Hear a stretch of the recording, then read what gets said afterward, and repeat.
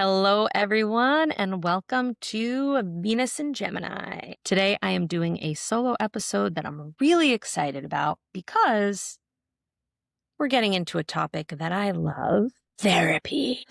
I feel like we talk about therapy on one hand a lot these days, but on the other hand, even now, in 2026, there's still stigma attached to it. It can feel shameful or weird or like there's something wrong with you or you're depressed if you are going to or are interested in therapy. I see therapy as something that helps us to get to know ourselves better, gives us resources to get closer to the people around us, and to overall live a more engaged, rich life in the world, which is exciting. But we won't just be talking about talk therapy.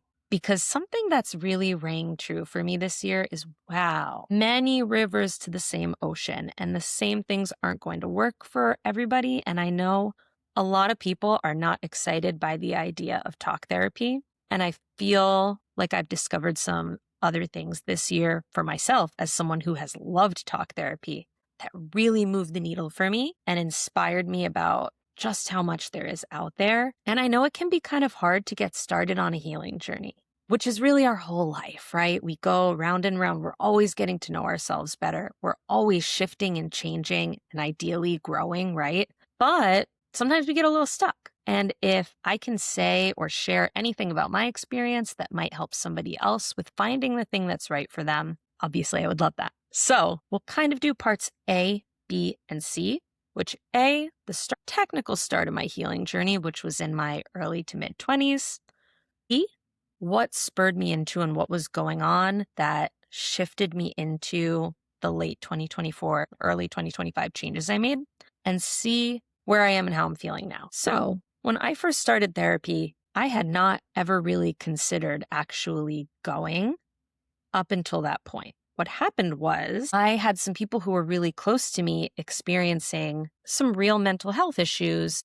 And it was the first time that I was cognizant, because I was an early adult, of not having the tools to support the people around me. I felt so terrible and I felt kind of desperate.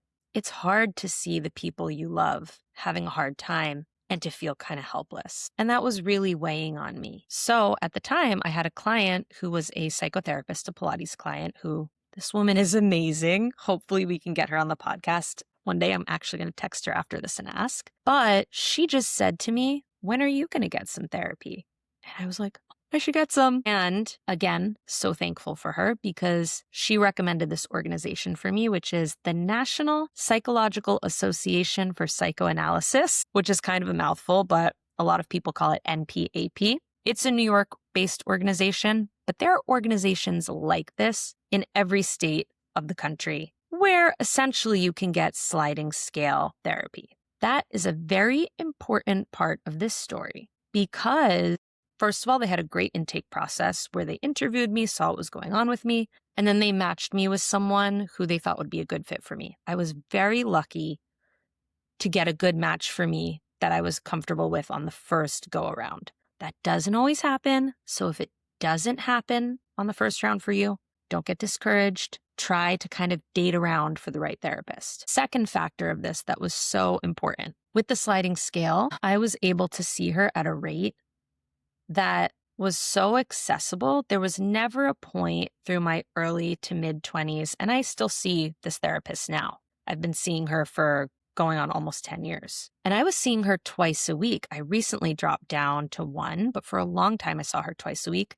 There was never a point where that was cost prohibitive. And I know a lot of friends who started seeing a therapist in that same age range as me, who felt pressured at some points, and even people who had to stop because it felt cost prohibitive. So I think that's a factor we don't talk about enough, whether you source it through insurance or you find some more sliding scale, which there are a lot of places out there. Look for something that is going to fit into your financial budget and situation, because this is taking me around to point 3. The greatest predictor for success in therapy is the collaborative alliance between the therapist and the person getting therapy. So a lot of studies show it is not actually the type of therapy that you're doing, the technique that's used per se. It's the empathy, trust, agreement on goals, and agreement on treatment between the two people. So if you find someone where financially it feels safe and accessible for you, I think that it makes it a lot easier, particularly if you're a young person, to build that collaborative alliance. And I think if you keep that in mind from the get-go, you can avoid having to switch around too frequently, and that can contribute to building that collaborative alliance too, being able to build over time. So this is dependent on your financial situation. A therapist deserves to be paid for their work, but also you want to be with someone who's going to be someone you can keep seeing. So one of the many reasons finding NPAP was a blessing to me. And then what I feel like my first therapeutic experience provided for me in my life through those stages, majorly the collaborative alliance part, and things about my therapist in particular that contributed to that for me were she was great with her boundaries, still is great with her boundaries. We start at the time that we say we're going to start. We end at the time we say we're going to end. Her cancellation policy is clear. She sends the bill out at the same time every month. If she's going to be out, except for the case of a rare emergency, she tells me 2 weeks in advance. In the case of a rare emergency, she has always reassured me that she is okay and that everything is okay so that I don't worry about her in a way that doesn't reveal a whole ton about her personal life. But it gave me an extra sense of stability and safety that allowed me to be more vulnerable, not only with her, but with other people in my life and with myself. Another thing about her that contributed to that feeling of safety and stability, she has never put ideas into my head that weren't really my own. And a lot of times I have had to spiral around in my own crap for a while before realizing from her consistently holding up the mirror, that's a pile of crap. But she never has come out and said, that's a pile of crap because I think it is. She has always just held the mirror for me to realize that on my own and held the space for me to realize that on my own. And that was helpful for me in learning how to better trust myself and trust my own judgment and trust my ability to see when and if I thought something was a problem, or when and if I thought something was good and not just because somebody else thought it was good. And via us constructing that safety and stability, I was able to tell her things that I had kind of never talked to anyone about before. Thoughts I had had, feelings I had about certain experiences, maybe experiences that I was embarrassed about. And once I told her about them, it sort of took the shame off and made it easier for me to tell other people in my life that I'm close with. So that really helped me to increase intimacy and vulnerability in my relationships. Having this first sounding board for things that I might have otherwise had a really hard time not keeping a secret. And finally, the stability allowed me to branch out and try a lot of different things. I have tried on so many self-help concepts over the years, and I would bring all these theories into our sessions, and it gave me a space to share everything that I was discovering or trying out. She was a really great companion through all that and still is. So I was doing a lot of self-development alongside being in therapy, and therapy was sometimes felt like the home base for that. And this is something that's very valuable to me too. She has been there through so much, and I have done my very best to be honest with her. So it's sort of like she has a little encyclopedia on my life. There's someone who has a touchstone for all the different things that have happened, which is useful as I go out and try new things because there's someone who can still help me hold the anchor of who I was and who I have been. Now, there are some schools of thought that don't love being with the same therapist for a super long time, but this has worked for me and I strongly stand by it. I also get not everybody wants to be in therapy for 10 years. That's unique maybe to me, but it's worked for me.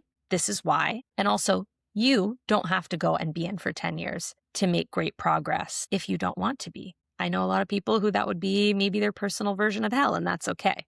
And that's why we're going to get into some of these not talk therapy based things also. So taking us into part 2, late 2024, early 2025, I was feeling remarkably bad. Life is mysterious. I can't totally know why.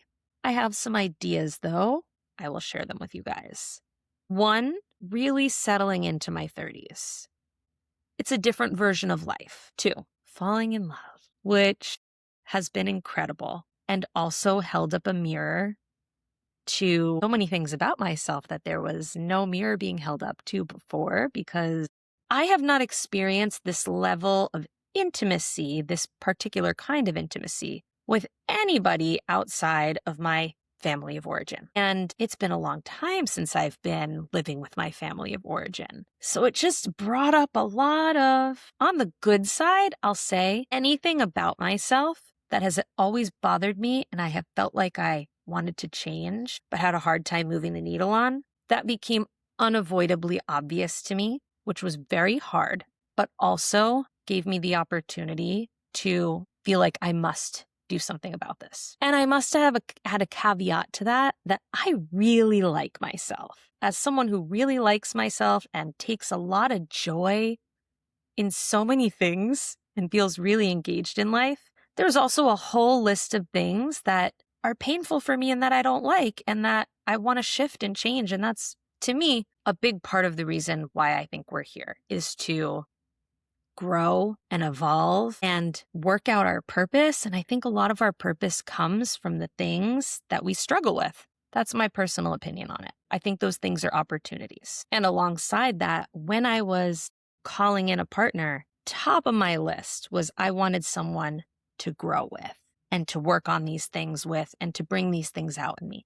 I asked for that. When I got it, I was like, oh, this is hard, alongside being really incredible. So that was one of the things. 3, there were a few things in my life that came to a natural shift at the same time. 1, I decided to stop working as a doula. 2, I decided to stop working professionally as an astrologer, which interestingly, I'm kind of considering revisiting in a different way.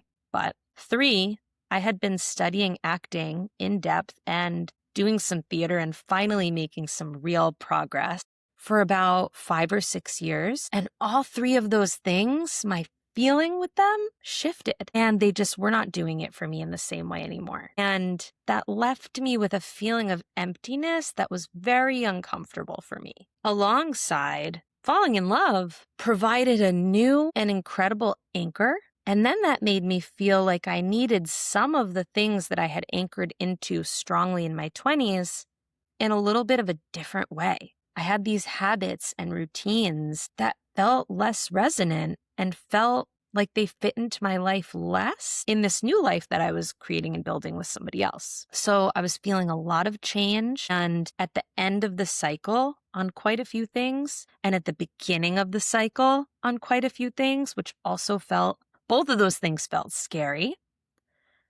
And I was in a new decade. And when you added all this up, I think it contributed to me feeling kind of depressed and low motivation. I was having a hard time getting motivated. And some of the things that had come up for me for as long as I can remember throughout my life, like trouble sleeping periodically, rumination, thought looping, procrastination, some negative self-talk, particularly in relation to things that are very important to me. These things were coming up with a vengeance. Alongside that, I was also feeling brain fog and kind of exhausted, having some skin issues that I never had before, and piled all together, and I was so tired from all of this that I was having a really hard time moving the needle on anything. And talking to my therapist about this over the time, she was encouraging me to potentially branch out. She was like, you have my full support to try some things, especially because we were noticing that some of the things that were coming up for me were coming up as physical feelings, body, things that felt kind of seated in my body in a way that I was having a hard time understanding, and that the two of us were having a hard time moving the needle on. So I told her that I was considering trying some different things, and she gave her blessing to try some different therapists and to adjust our work as we needed to. But I do remember saying to her and saying to a couple people in my life that, I think I might be depressed. Not a clinical diagnosis or anything, but so that leads us to part 3 of the story. The things that I tried in this year of exploration and what I really liked, particularly, I'm excited to talk about. So I would say the first and major thing that really, I feel like, helped to move the needle on a bunch of other things for me too, was the neurofeedback. Highly recommend this if you can have the opportunity to try it. How I got into neurofeedback, my partner had done it before. So when we were getting to this peak of me saying, I'm feeling really bad, he had been suggesting we go try this for a while, and that's what kicked us off. He had done neurofeedback 2 or 3 times. He has a relationship with KK Ray, who I had on an episode a couple times back, and that's what led us to go to Tennessee Neurofeedback and start this journey. So the way that they lay this out, you get a QEEG, and the way that they structure this, you kind of need to get the QEEG. So we went to Tennessee to get this QEEG, which they put a little cap on your head and they do a very non-invasive brain scan, looking at your brain in all the different waves, alpha, beta, theta. They measure all these different frequencies, and they're looking at what parts of your brain are overactive and what parts are underactive compared to a healthy brain of your age. So they're looking at what a healthy brain of your age looks like, comparing your brain to that and being like, what parts look overactive, what parts look underactive. And then they go in for a reading with you. And my reading confirmed all the things that I was feeling. Something really interesting that I wouldn't have necessarily described it myself this way at the time, but I was like, that's exactly it, is that my brain is super active. I have a ton of mental activity, thinking, analyzing, and looping, but the parts of my brain that actually help me process emotions and regulate don't kick in as quickly. So I can think my way through anything, but that doesn't help me actually to feel resolved, which kind of explains this feeling of burnout and exhaustion I was having, because my brain is thinking a constant running list, which I actually used to take a source of comfort from that. I'm going to do this, and then I'm going to do this, and then I'm going to do this. That was sort of a comforting idea to me. And now I realize my brain was never getting a chance to relax, which would also lead to me feeling more irritable when I was feeling anxious. So if I would get anxious about a creative project or something that I was working on, this negative self-talk would come in like, that's terrible, or would get frustrated, or would just want to go take a nap. And that was also contributing to me having a hard time focusing and having a hard time getting going. When I started this journey, I was feeling just so heavy and having a hard time taking action, which is a little bit unlike me. Usually if I'm feeling bad, I can at least pull myself up out of it enough to do something. That wasn't really happening. So the brain map was very cool, very affirming. And then this is the really cool part. They set you up on this protocol, and we did a good batch of sessions in clinic. But you don't have to do them in clinic. You can also do them all remotely at home, which is where I did most of my sessions. Try to picture this. You have a computer, you have a laptop. You pull up Netflix, you put Netflix on. You put the program on, the neurofeedback program. You have these little sticky dots. You put some conductor paste on them.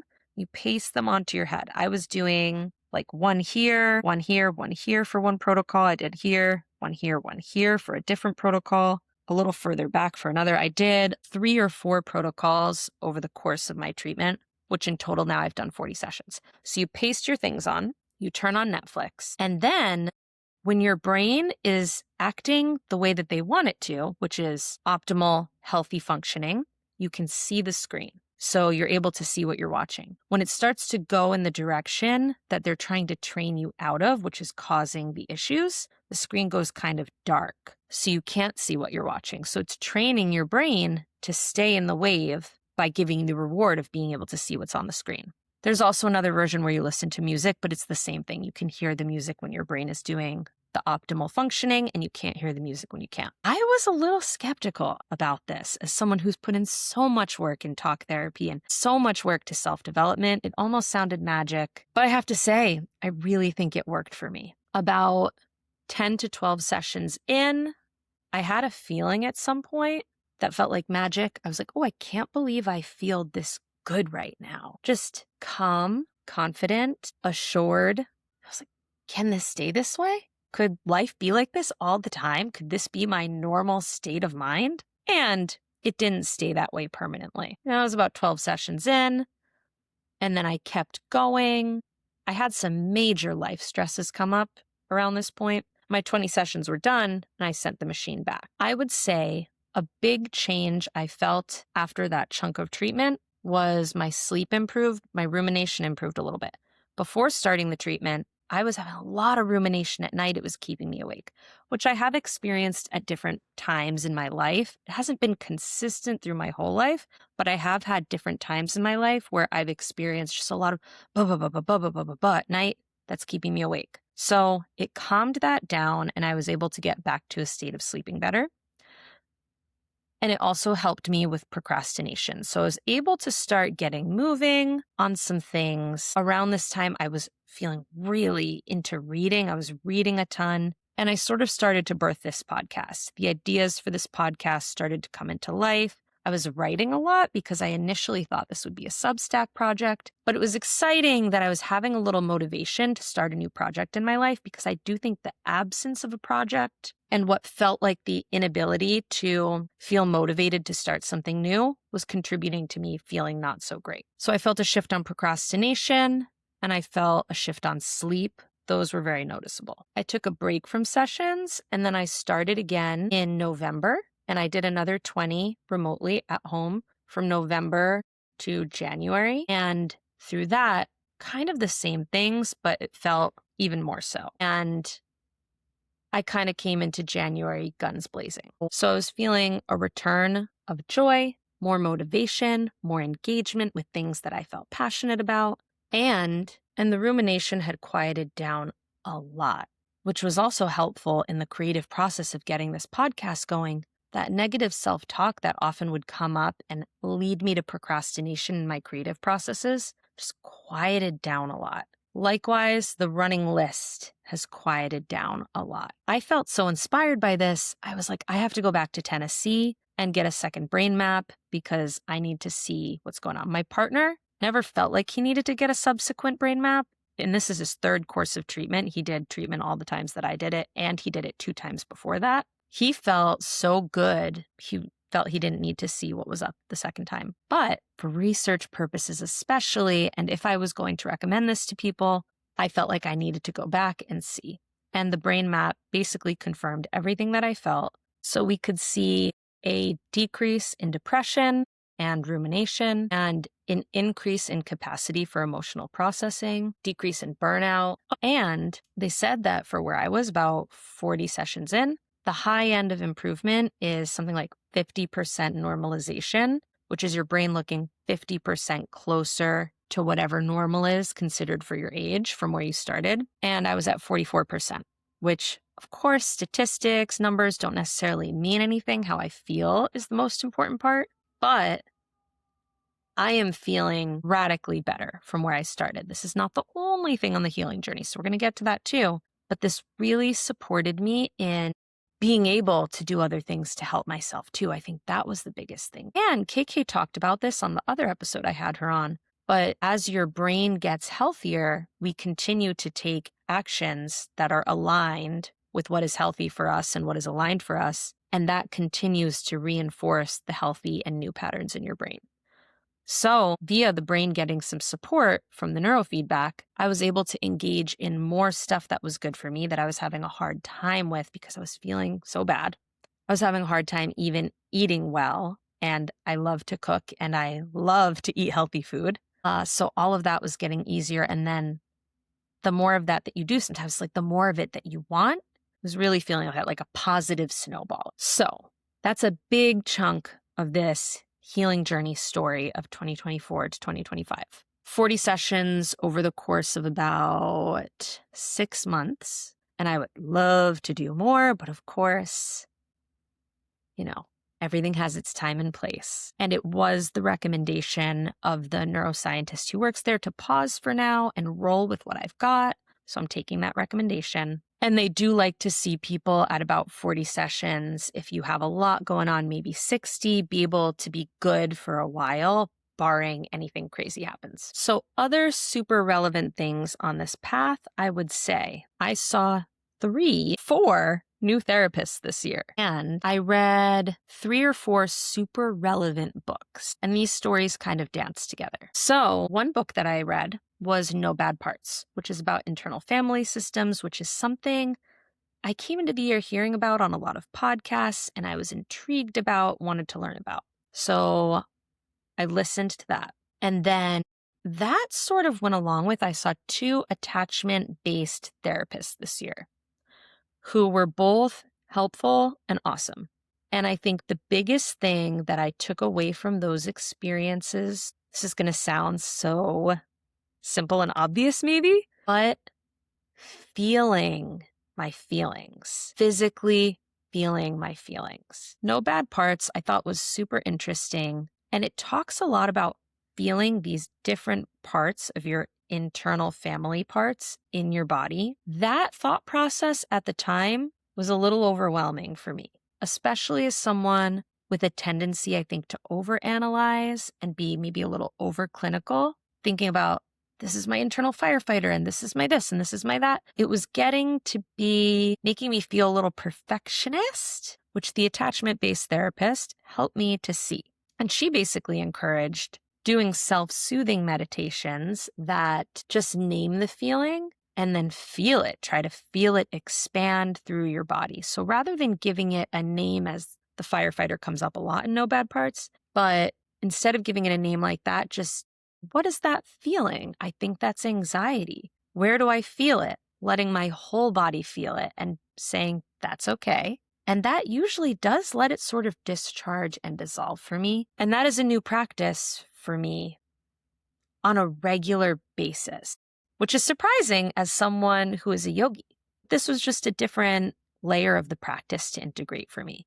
A lot of times with my yoga, I'm doing a moving practice. With my self-soothing meditations, where I'm practicing feeling the feelings, I'd usually just lay down and give myself 10 to 20 minutes. That was another thing that has really helped to shift for me this year, adding in more 5, 10, 20-minute breaks where I'm not on screen, I'm not reading, I'm not doing movement, I'm just feeling. It might not be that I wasn't feeling my feelings before, but I wasn't feeling them anywhere near as frequently as I'm feeling them now, which I think was leading to a lot of buildup and contributing to that feeling of burnout. That was something that the attachment-based therapists helped me with. Something else that helped with that was exploring the work of journal speak, which this woman, Nicole Sachs, came up with. And I heard about it from Elizabeth Enders. That, my understanding, is a practice where you journal for 20 minutes and then you do a self-soothing meditation for 10 minutes. So adding that with my practice of just laying down and feeling the feelings was kind of nice because it contributed to that emptying out. And the attachment-based therapists that I had been experimenting with were also big proponents of emptying out through journaling. And I've always loved journaling, so that was an easy one to add in. But this was a new way to add in. A key piece of the journal speak is that you rip it up and throw it out when you're done. That helped me to be a little bit more honest, a little bit less elegant, just like a little baby venting it all out, and then clear it off my plate, and then go in and be able to do the self-soothing and come out of the process and the meditation feeling more refreshed and more regulated. Now, the reason I didn't continue, the reason I was seeing 2 attachment-based therapists is because we were trying out some couples therapy, which I had been so excited to try because I am one of those people who loves therapies. And I was seeing a one-on-one therapist too in my branching out exploration. Now, the reason that I didn't continue seeing those people is because this is a plot twist, such an important part of the story. One of the parts I'm most excited about. So the couples therapist, the original one, the attachment-based therapist, recommended this book, Hold Me Tight by Sue Johnson, who was the person that developed emotionally focused therapy, which is one of the most popular forms of couples therapy today.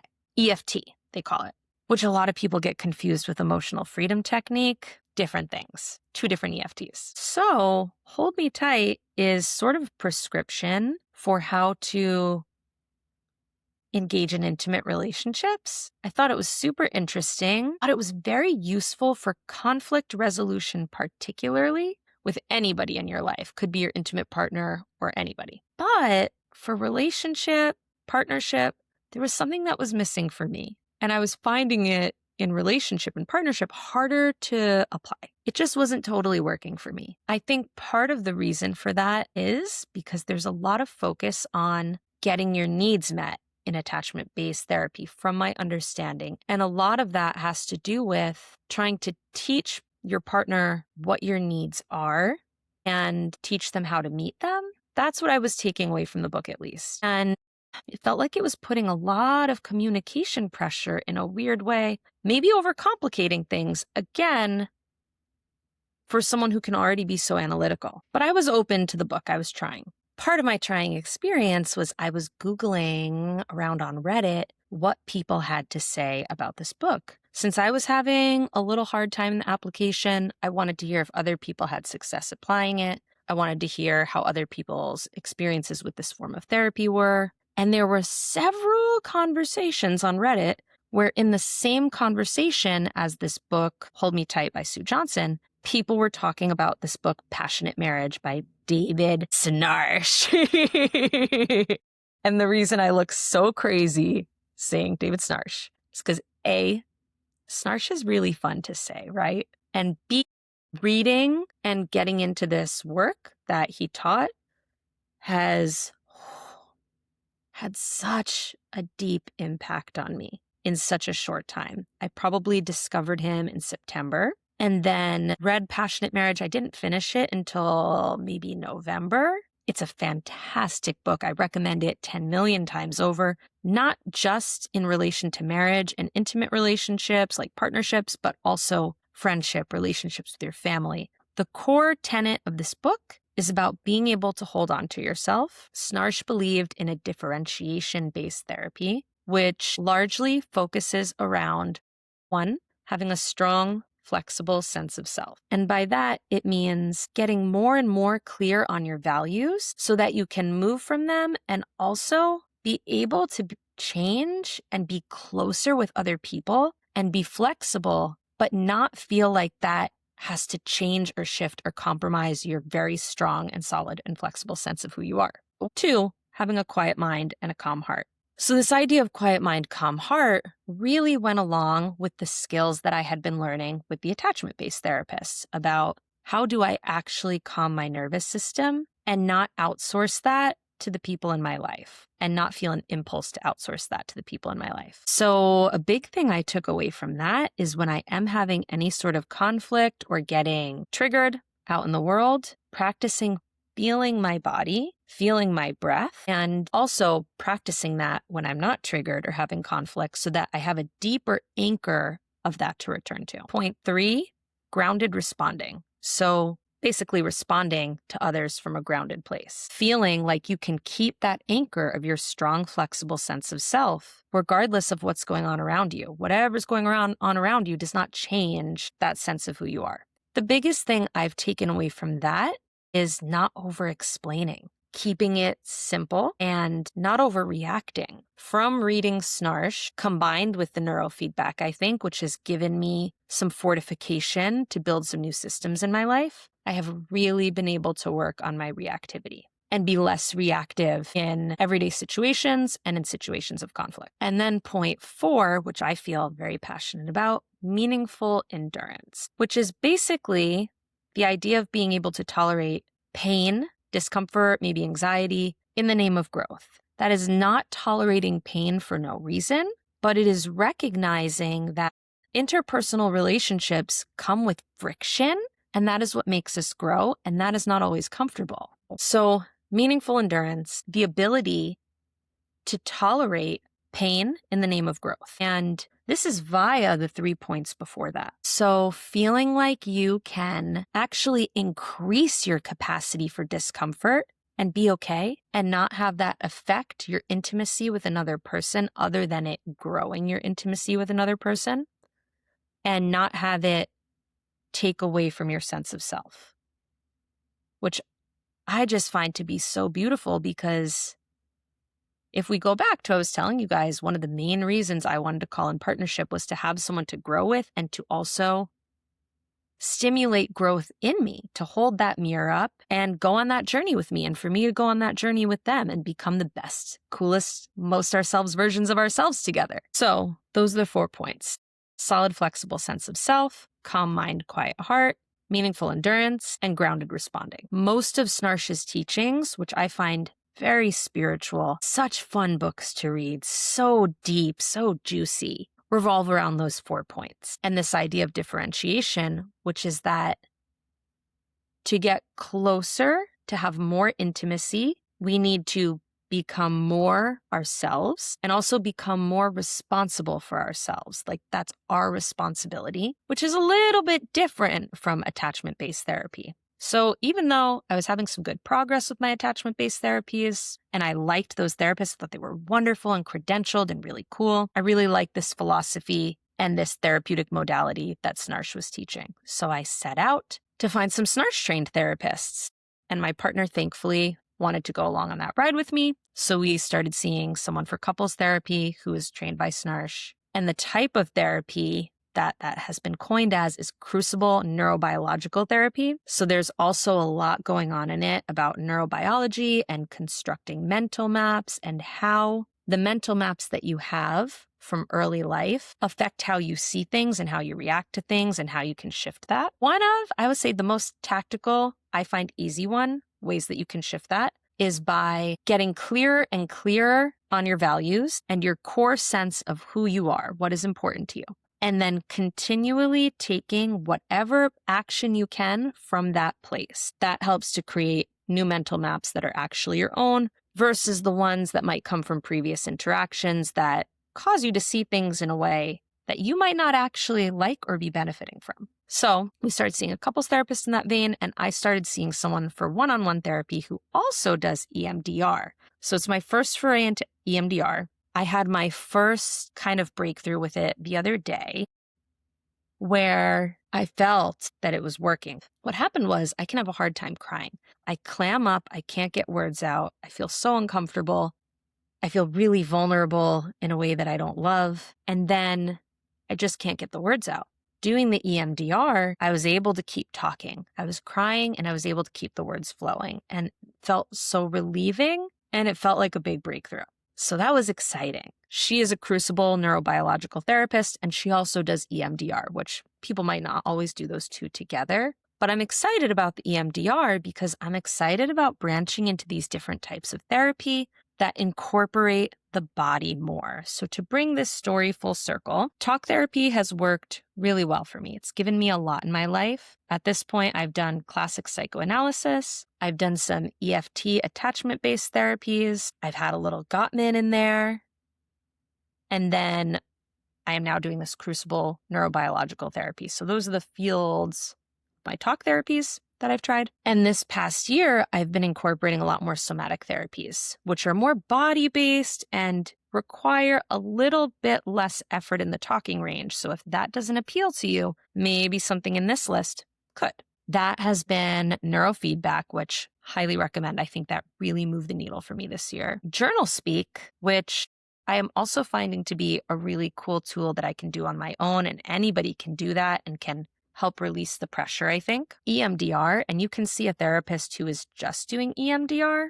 The attachment-based therapist that I saw also used brain spotting, which is a somatic therapy, and it works kind of similarly to EMDR. EMDR and brain spotting both work with eye movements. So while you are talking, a lot of times while these are happening, you're doing something physical too, and it might make the talking less burdensome and a little bit less star of the show. Both of these treatments, there's a lot of studies that show them helping people make progress on certain things a little bit quicker, particularly if they were stuck with just talk therapy. A few other things that have worked for me long term and are worth mentioning, I think, yoga. Always a good background. Always something to fall back from. And I think also helps to release the tank a little bit. If you're feeling really full, journaling in general, any form of journaling. Journal speak, form of journaling. It did TBM, to be magnetic work for a while. That had tons of journaling prompts, freehand journaling. I also love to do what I would call astrological journaling, writing a little bit at each new moon and full moon about whatever's going on in your life, and a little bonus if you feel so inclined, how that relates to the energy of the sign the new or full moon is in. And finally, something that I think is important to reiterate, I believe that the most powerful vehicle we have for change in our life is relationships. And that can be seen in how we talked about earlier, that collaborative alliance between therapist and person getting therapy being the greatest predictor of success in therapy, and was definitely reinforced for me by how much got brought up by the process of falling deeply in love. And then by finding a form of therapy that does believe that couples therapy is one of the best forms of therapy we can do because of the witnessing component, because we're doing individual therapy in front of each other. And there are so many opportunities for that in life. And as we become increasingly screen-oriented in a way, continuing to explore ways that we can be seen, be vulnerable, be close with people, and identifying those people in our lives and holding on to them, and to bring around one of Schnarch's Crucible 4 points, he calls them, meaningful endurance, being willing to endure some difficulty, some discomfort, if it's in the name of growth in relationship. That doesn't mean staying in a toxic, dangerous situation or a situation you don't want to be in. But I do think there is something to sticking relationships through in life. Friendships, family relationships, work relationships, keeping people around and continuing to build your community and going through hard stuff with people and not backing away from that, not taking it as a sign as you shouldn't be in the relationship. Because when two things rub up against each other, sometimes there's friction. And that doesn't mean that there also isn't love. And one last point I forgot to mention on a topic of witnessing, dance. That is something that has really, I think, somatically helped me this year. I've been taking a dance class like every other week, even when I was feeling kind of bad. And those were probably some of the best times I had in the early part of the year, because I would go to dance and move my body and remember how good that felt and remember the parts of myself that really felt like myself, and let myself be seen, sometimes feeling a little bit uncomfortable in that, and see that nobody cared and everybody was just having a great time. So finding a physical outlet, and I think dance can be a particularly great one, could also be good. So if you've stuck with me through this journey, thank you. And if you're going through a hard time, I hope that it gets better soon, but also I hope that it winds up being a time you can look back on and think that helped me become more me, which a lot of times a hard time can. I hope that you never give up on finding the right people for you in life and the right help for you in life and the places in life where you can really bloom and thrive, and that you can keep up the belief that that exists, which I know sometimes can be hard, but I think is maybe some of the best that we can experience. Sending lots of love to everyone, and thanks for listening. Thank you so much for listening to Venus and Gemini. If this episode resonated, it would mean the world to me if you would subscribe or leave a review or share it with someone you love. Until then, see you guys next time.